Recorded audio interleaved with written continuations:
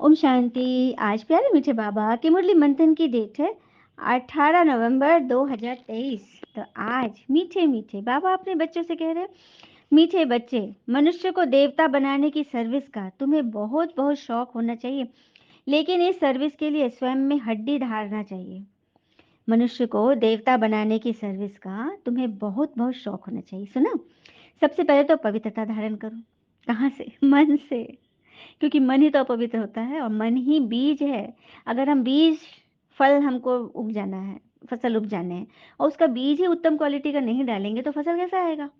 इसीलिए सोच, जो हम अपने दिमाग में सोचते हैं ना, नेगेटिव या पॉजिटिव, वही बीज होता है और उसी का फल तो हमको मिलता है, और वही फिर विघ्नों को खींचता है, अट्रैक्ट करता है।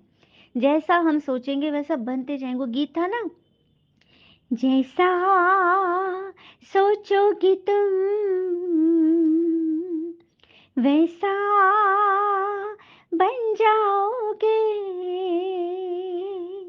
जैसा कर्म होगा वैसा फल पाओगे। यही समय है, भगवान है आए, उनकी श्रीमत पर चलकर दिखाना ही तो धर्म है। जैसा चाहेंगे हम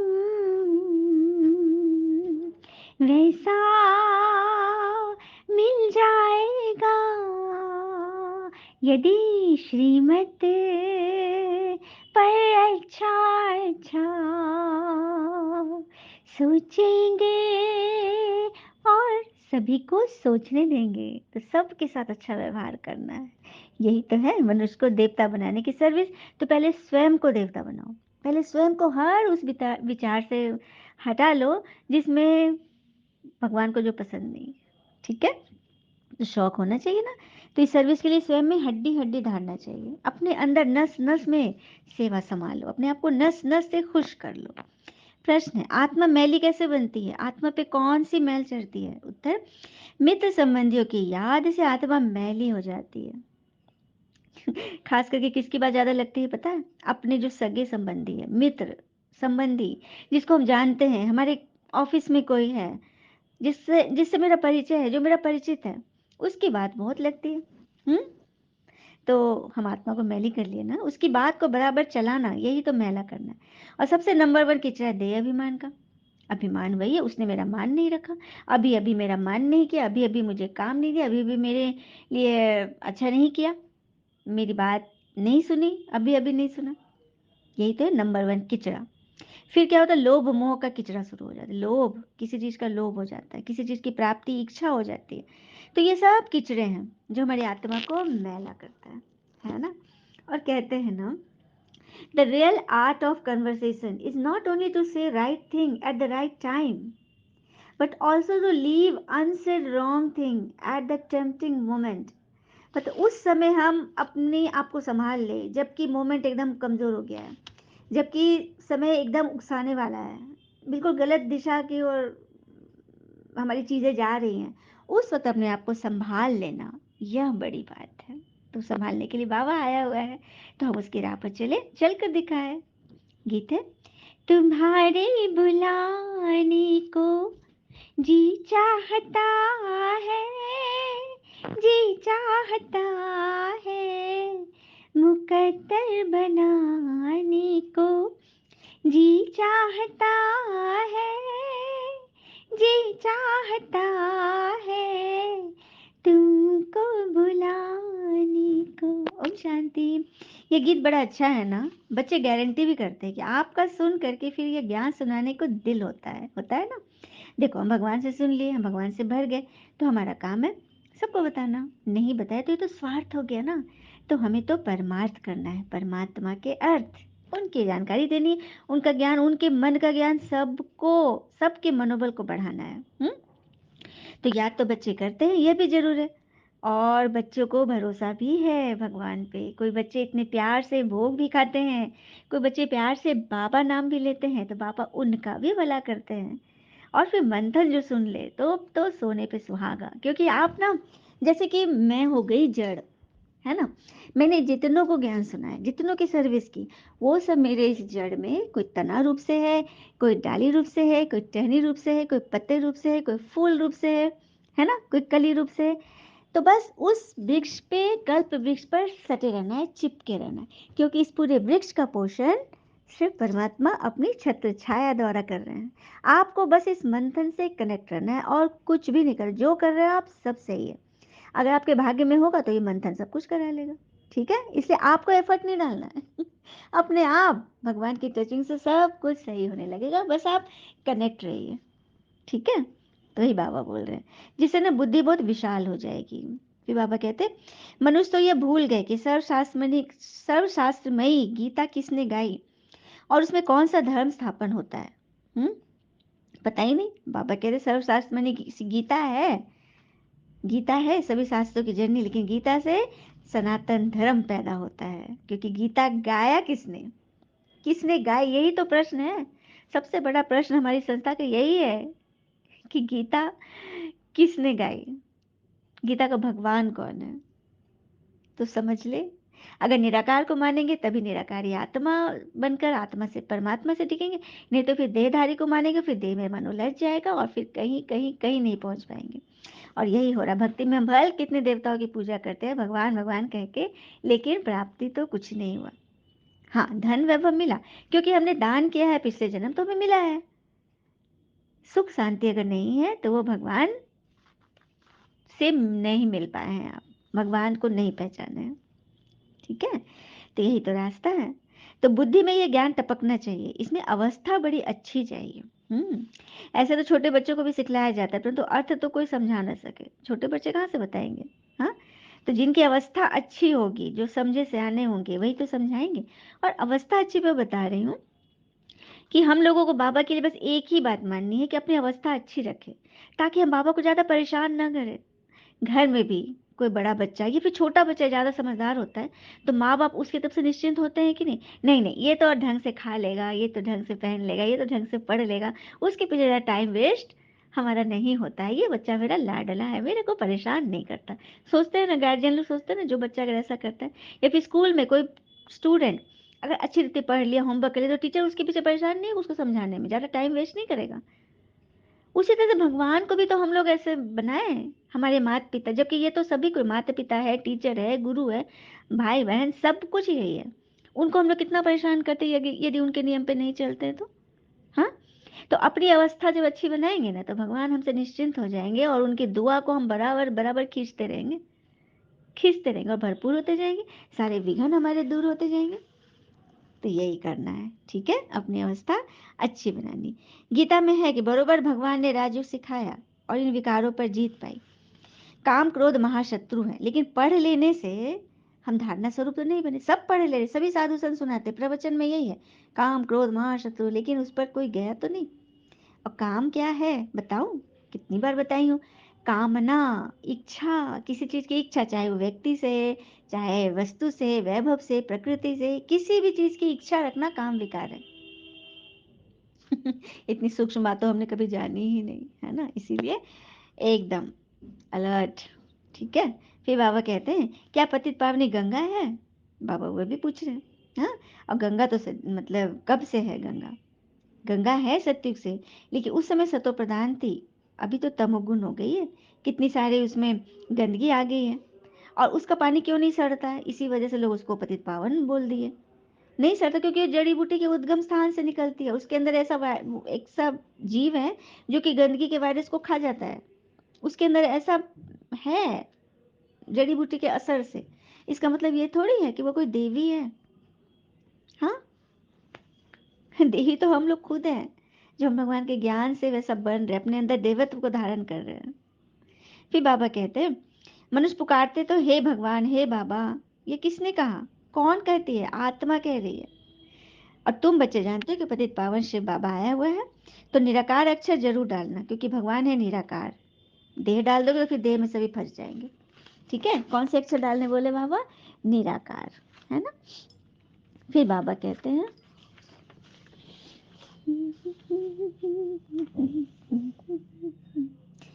बाबा कहते हैं कि ये बातें तुम्हें बुद्धि में अच्छी रीति बैठानी चाहिए। जो जितना याद में रहेगा, देही अभिमानी होगा, तो उसे धारणा उतनी ज़्यादा होगी।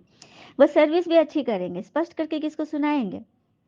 अब हम आत्माएँ अगर समझा रहे हैं, आप लोग को समझ में आ रहा है, इसका मतलब है कि सर्विस ठीक हो रही है। अगर नहीं हो रही है तो आप लोग प्लीज़ कमेंट करें। कहीं पे कुछ भी ज़रा नहीं समझ में आ रहा है तो आप लोग प्लीज़ कमेंट द्वारा उससे अपनी बात रखें, ताकि मुझे भी तो लगे कि हाँ, मेरे बच्चे मुझे ध्यान से सुन रहे हैं, समझ रहे हैं, धारणा करें, जीवन में उन्नति को पा रहे हैं। मुझे भी तो अच्छा लगेगा ना। अब मैं बाबा से थैंक यू बोलूँगी कि बाबा आपने मुझे इतनी अच्छी सर्विस दी कि बच्चे आगे बढ़ रहे हैं, है ना? तो सारा समय विचार सागर मंथन चलाते रहो औरों को समझाने के लिए। जिनमें ज्ञान नहीं उनकी बात तो अलग है, उनको तो धारणा ही नहीं होगी। अगर धारणा होगी तो सर्विस तो अपने आप ही होने लगेगी। दिन प्रतिदिन आपकी महिमा बढ़ती जाएगी, बाबा ने कह दिया, है ना? अभी तुम्हारी बुद्धि कितनी तीक्ष्ण हो गई है। नंबरवार तो हर क्लास में होते हैं, कोई तीखे कोई ढीले। स्कूल में स्टूडेंट कैसे, कोई तीखे कोई ढीले कोई एकदम नापास। अगर कोई अच्छे आदमी को थर्ड ग्रेड समझाने वाला मिल जाए तो वो क्या समझेगा। इसीलिए बाबा कहते हैं पुरुषार्थ करो, समझो अच्छी रीति, पहले समझो तब कहीं जाके बोलो, है ना। कल्प का इस पढ़ाई की रिजल्ट निकलती है, मुख्य 8 पास होते हैं, फिर 100, फिर 16,000, फिर प्रजा, उसमें भी साहूकार गरीब सब होते हैं। समझा जाता है इस समय वह किस पुरुषार्थ में है, किस पद के पाने लायक है। टीचर को पता तो पड़ता है ना, टीचर्स में भी नंबरवार होते हैं। कोई टीचर अच्छा है तो सब खुश हो जाते हैं, ये पढ़ाते भी अच्छा है, प्यार भी अच्छा करते हैं। छोटे सेंटर को बड़ा तो कोई बड़ा टीचर ही बनाएगा ना। कितना बुद्धि से काम लेना पड़ता है। ज्ञान मार्ग में अति मीठा बनना है, स्वीट तब बनेंगे जब मीठे बाबा के साथ पूरा योग होगा, धारणा भी होगी। कब बनेंगे स्वीट, जब मीठे मीठे बाबा के साथ पूरा मीठा मीठा योग होगा, है ना। ऐसे मीठे बाबा से बहुतों का योग नहीं है। इसीलिए तो बच्चे 30-40 साल चल के भी कोई विघन आया तो उससे फिर तूफान आया और फिर हट जाते हैं, छोड़ देते बाबा का हाथ। तो ऐसे बच्चे फिर रजाई नहीं मिलेगी ना। उनका नाम भी नहीं, वो देवता नहीं बनेंगे। तो अपने ऊपर है, कितना हिम्मत रखोगे उसी का तो बाबा भाड़ा देते हैं। और किसी की बात ना हमारे मन को मैला करती है, तो हमने क्वेश्चन में समझ ही लिया। किसी को इतना वो नहीं देना है जिससे कि वो हमें डिस्टर्ब कर सके, है ना। और कहते हैं ना, संपन्नता जीवन में तब आती है जब जीवन में धन वैभव स्वास्थ्य के साथ आध्यात्मिकता अर्थात स्वयं का ज्ञान हो। रियल संपन्नता वही है, रियल प्रोस्पेरिटी वही है जब हमारे जीवन में धन वैभव संपत्ति स्वास्थ्य के अलावा आध्यात्मिक ज्ञान आ जाए जीवन में। और स्वयं को दुखों से मुक्त करने के लिए स्वयं की सेवा जरूर करें। इसका साधन है खुद को शुभ भावना देना, खुद को चिंता तनाव परेशानी बीमारी डिप्रेशन से बचा के रखना, बाबा की याद में रहना और सब कुछ बाबा को शेयर करना। एक आत्मा का अनुभव अपना बता रही थी कि लेटर लिखने बाबा बोलते हैं ना, शिव बाबा थ्रू ब्रह्मा लेटर लिखते हैं हम बच्चे, रात में जरूर बाबा को पोता मिल देते हैं अपना रिपोर्ट सारे दिन का। तो वो बच्चे जानते हो उसका अनुभव बहुत अच्छा लगा कि कुछ भी बात होती है तो बोलते मैं बात नहीं बोलती हूँ दीदी, मैं मन में बात सोचते जाती हूँ और पेपर पे बाबा बाबा बाबा मेरा बाबा मीठा बाबा भोला बाबा लिखते जाती हूँ। तो ये भी आइडिया अच्छा है, मन में बोल रहे हैं और लिखते जा रहे हैं। क्योंकि बोल रही थी लिखूंगी ना, अगर कहीं किसी ने देख लिया तो गड़बड़ है। तो ये भी सही है। लेकिन अब बाबा मुरली से राज खोलेंगे कि अगर मन में सोचना है या फिर लिखना है, ये तो बाबा जाने। लेकिन मुझे तो अच्छा लगा, है ना। तो ये बात है। फिर बाबा कहते हैं सबसे जास्ती जन्म यहाँ किसके होने चाहिए, बौद्धि इस्लामी तो इतने जन्म लेंगे नहीं। सबसे ज्यादा जन्म कौन लिया, हम बच्चों ने, क्योंकि सत्युग से जिसका सबसे आदि से पाठ है वही तो लेगा ज्यादा जन्म।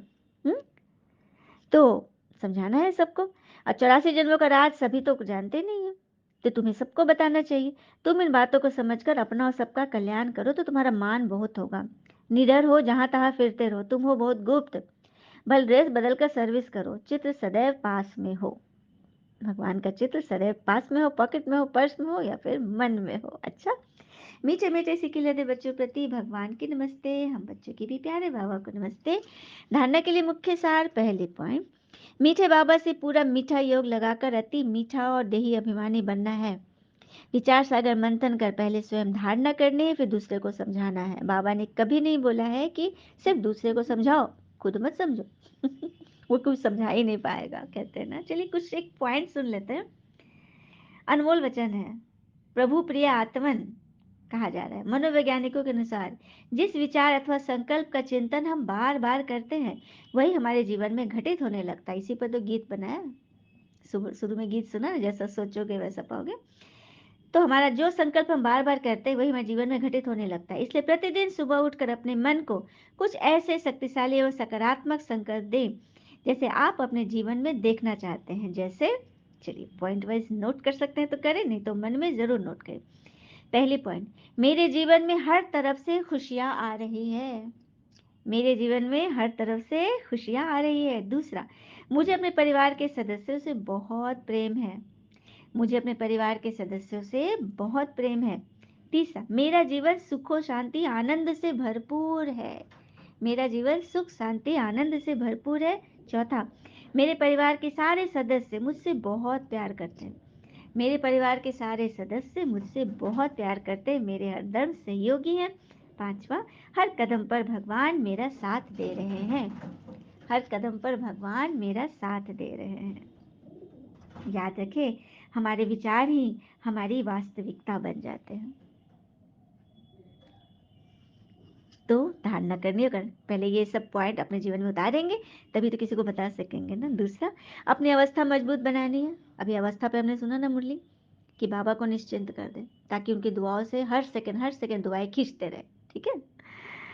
अपनी अवस्था मजबूत बनानी है, निडर बनना है, मनुष्य को देवता बनाने की सर्विस का शौक रखना है। वरदान ले लेते हैं, बहुत प्यारा वरदान है। सदा खुशी की खुराक खाने और खिलाने वाले खुशहाल खुशनसीब भव। सदा खुशी की खुराक खाने और खिलाने वाले खुशहाल खुशनसीब भव। तो आप बच्चों के पास सच्चा अविनाशी धन है, इसलिए सबसे साहूकार आप हो। चाहे सूखी रोटी भी खाते हो लेकिन खुशी की खुराक उस सूखी रोटी में भरी हुई है। चाहे आप सूखी रोटी भी खा रहे हो लेकिन खुशी की खुराक उस सूखी सी रोटी में भरी हुई है। उसके आगे कोई खुराक नहीं। सबसे अच्छी खुराक खाने वाले, सुख की रोटी खाने वाले आप हो, इसलिए सदा खुशहाल हो। तो ऐसे खुशहाल रहो जो और भी देखकर खुशहाल हो जाए, तब कहेंगे खुशनसीब आत्माएं। तो ऐसे खुशहाल रहो जो और भी देखकर खुशहाल हो जाए, तब कहेंगे खुशनसीब आत्माएं। स्लोगन, नॉलेजफुल वह है जिसका एक भी संकल्प व बोल व्यर्थ न जाए। नॉलेजफुल वह है जिसका एक भी संकल्प व बोल व्यर्थ न जाए। जैसे हमको कोई हीरा दे रहा है, हम कितना उसको झोली समेट कर लेंगे, एक भी गिरने देंगे नहीं। तो उसी तरह से भगवान बोले तुम्हारे बोल वही रत्न है। संकल्प, संकल्प अनमोल रतन है, बोल रतन है, और संकल्प कोहिनूर है। तो कोहिनूर के गिरने देंगे? बिल्कुल नहीं। एक एक संकल्प सोच सोच के उठाना। बाबा तो कहते हैं सोचने के पहले भी सोचो कि मैं क्या सोच रही हूँ, और ये सोच क्या भगवान को प्रिय है। तो बन गए ना अनमोल सोच वाले। अच्छा, ओम शांति। शुक्र मीठे बाबा, बाबा के प्यारे प्यारे बच्चे, आप सबका जीवन सदैव शुभ शुभ शुभ सोच वाला हो। अच्छा, ओम शांति। से आप सबों ने ये शिव बाबा की वाणी बीके नम्रता की जुबानी सुनी। So please like, subscribe, share and press the bell icon. ओम शांति।